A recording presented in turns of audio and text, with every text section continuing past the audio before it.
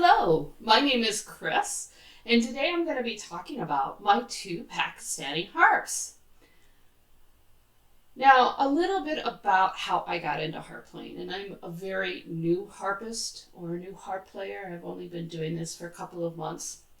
Um, like a lot of people, when COVID started coming around, I was sent home from work to start working from home. I worked in an office job, and I started feeling some isolation, started needing uh, to find some ways to express myself creatively, things like that.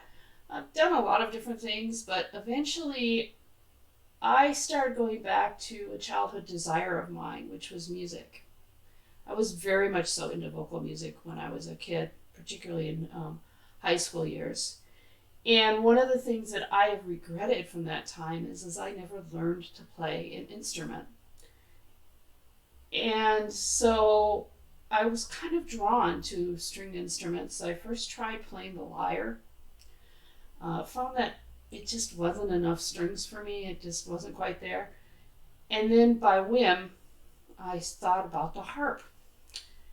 Um, and that's what kind of led me into this direction. And I've been now playing or attempting to play the harp for a couple of months. I started in June, and it's at the time of this recording, it's now the end of September. So I still am very much so a beginner. And so I got harp, and I wanted to get something inexpensive to see how things would progress if I would get really serious on this or find that it wasn't for me. I didn't want to put any large amount of money into it. And completely by luck, as luck had it, I was shopping at a local thrift store, and I found this harp right here, my little Pixie 19-string harp, at a thrift store for under $100. Never had been used before. It was still in the plastic wrap, still had its tags on it from the manufacturer, and I got it for under $100. This harp in particular is a Rusbek harp, and I know when a lot of people think of Rusbek or Pakistani harps, they cringe because there are so many bad stories out there about these harps. It's very much so a traditional looking harp. It has the carvings, the hand carving on the side.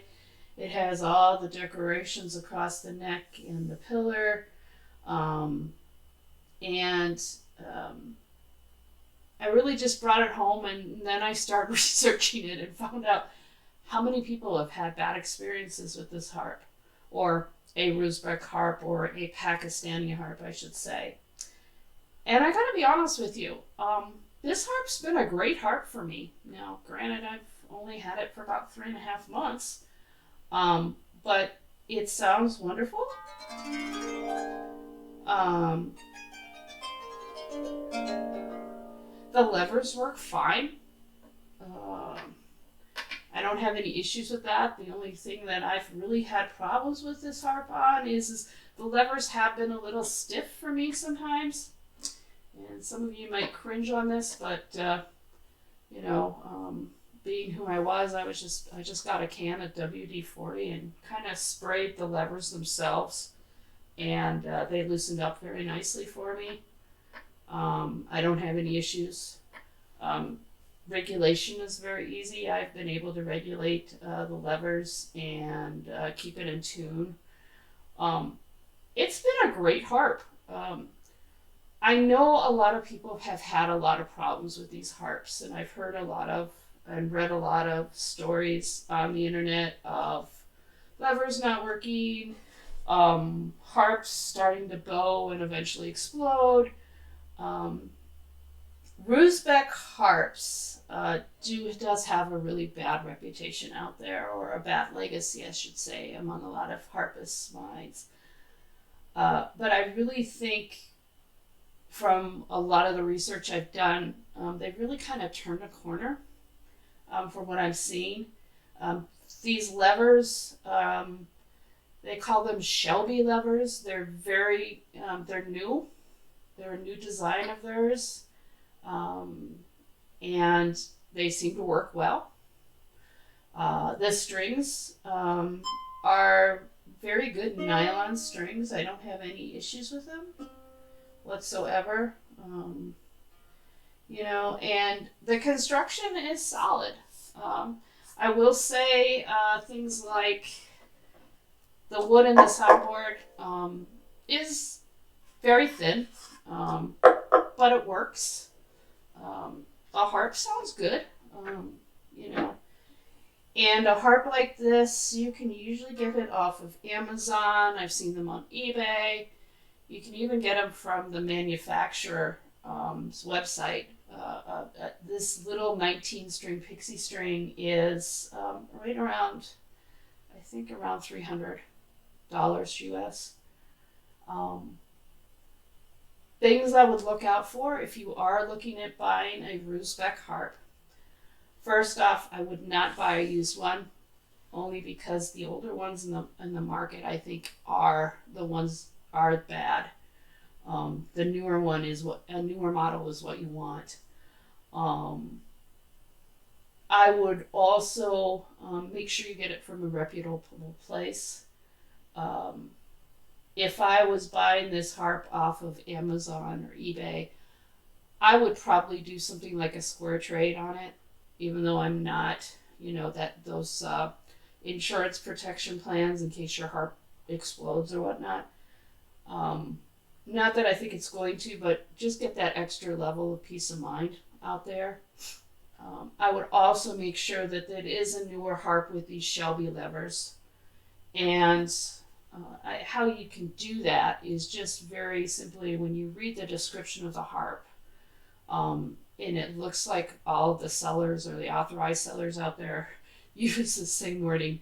They're going to have about this 2-paragraph thing about how wonderful these levers are, and they're going to use the word Shelby. I would definitely go for ones that say these are the Shelby levers. Just to let you a little bit about Rusbeck and this brand of harp. Traditionally, or in the past, I should say, they were manufactured by a company called Mideast Manufacturing, which was a U.S. Owned company in Pakistan. The last couple of years, or maybe it's been 10 years, I don't know exactly when, they were bought out, and now the name of the company is Soul, E-N space S-O-U-L. They still manufacture Rusbeck harps, but it looks like a lot of the quality controls and everything are a little bit more there underneath the new company. So I would definitely, if you're thinking of just trying to figure out if you want to play the harp and you don't want to put in a lot of money, I would definitely take a look at a Rusbeck harp and see, and try one out. My biggest complaint about this harp is it's only 19 strings. And if I was going to do it again, and if I had a choice, I would probably at least get a 22 string to start out on. A little hard to do it with just 19. But that is my Rusbeck Pixie harp. Moving on, let's now talk about my newer harp that I've had for, I've had this now. I got this middle of August, and now it's the end of September. So I've had this for about 5-6 weeks. This harp is also a Pakistani harp. It does not look like a traditional Pakistani harp at all. And how I ended up acquiring this harp was after having such good luck with my Pixie harp and starting to play with it. Let me move it closer to me here. And starting to play with it, I realized that I needed a harp with had some more strings to it. I wanted to get a little bit more serious into my harp playing. I wanted to get something that went down an octave below middle C, at least. And I didn't know. I still didn't want to spend a lot of money. I'll be very honest with you. I wasn't ready to make a large investment whatsoever. I was looking at a Dusty Strings Ravina. I was kind of on the fence about that. Wasn't sure. Was I gonna rent? Was I not gonna rent? And I came across through some conversations somebody who had worked with a manufacturer out in Pakistan called Wood Sounds. And they highly recommended that I contact them and see about them making a harp for me.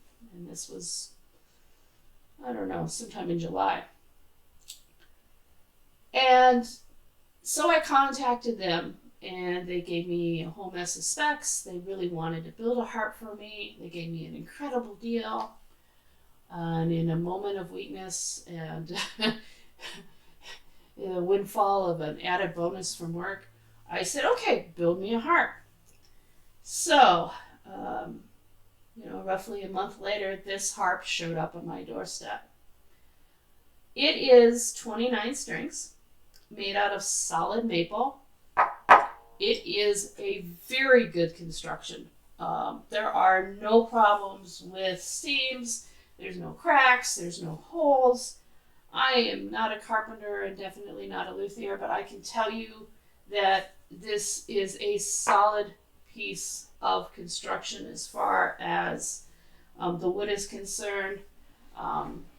Sound holes, there's good wood on the back. I believe I want to say this is pine.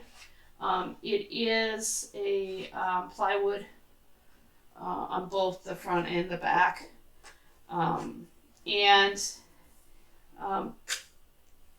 It feels beautiful. It's what I'm going to say. You can rub your hand up against it and just, wow. It's just absolutely gorgeous. But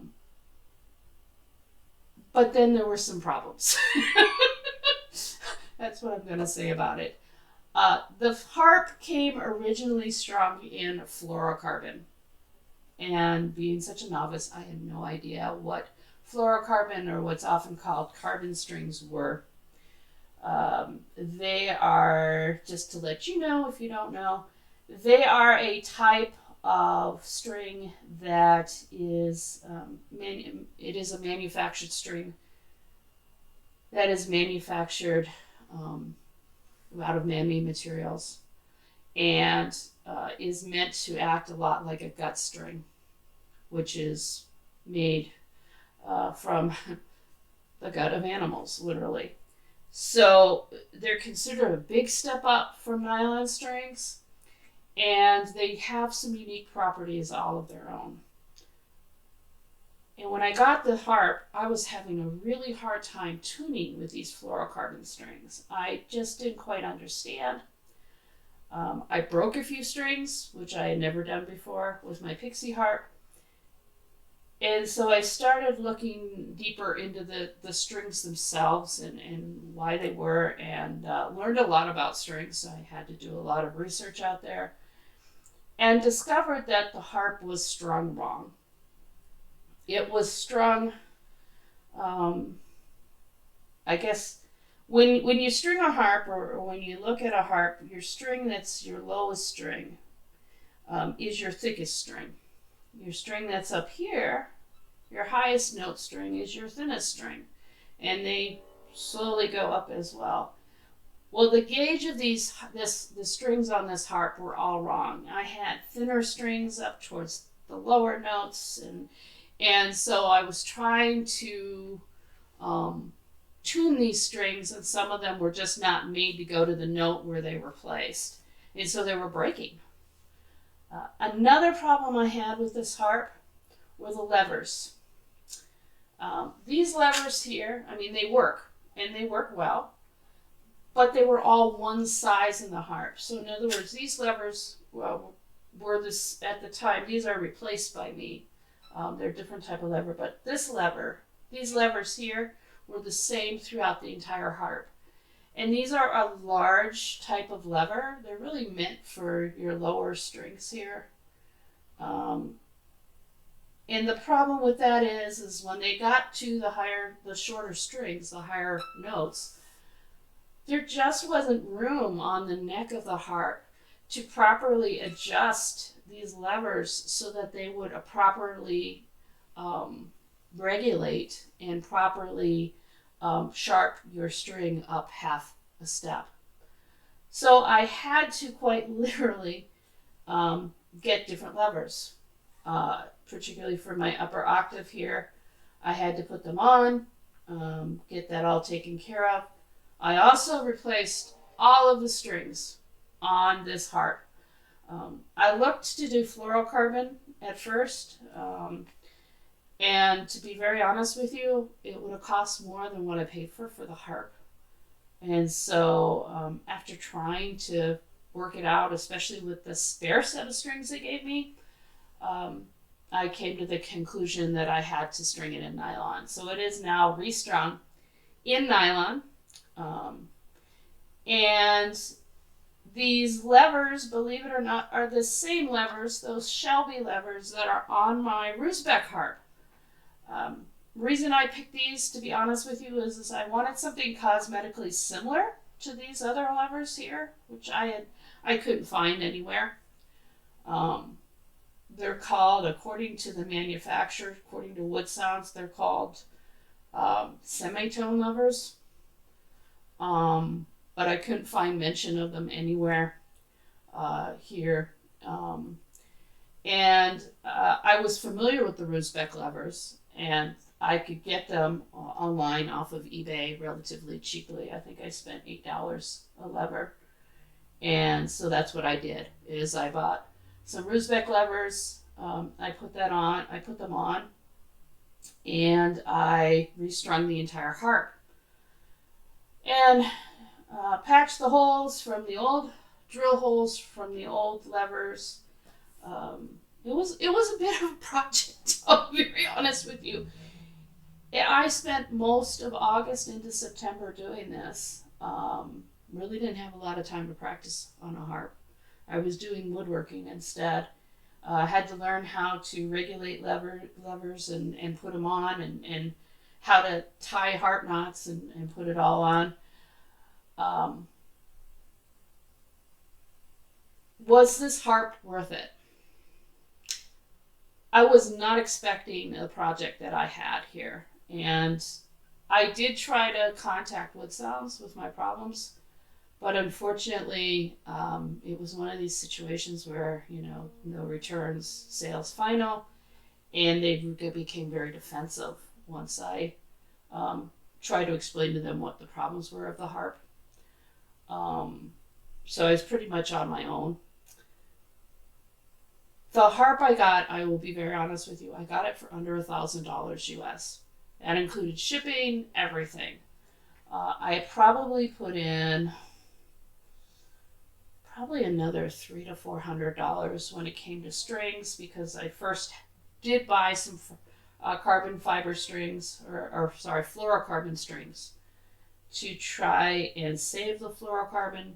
Discovered that I really couldn't. There wasn't enough there. And I'm not quite done with the harp yet.